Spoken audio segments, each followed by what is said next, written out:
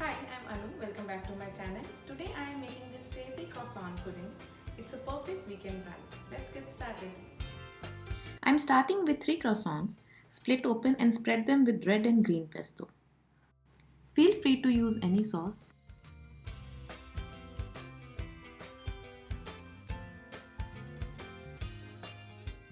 Overlap them into an oven-proof dish and keep it aside.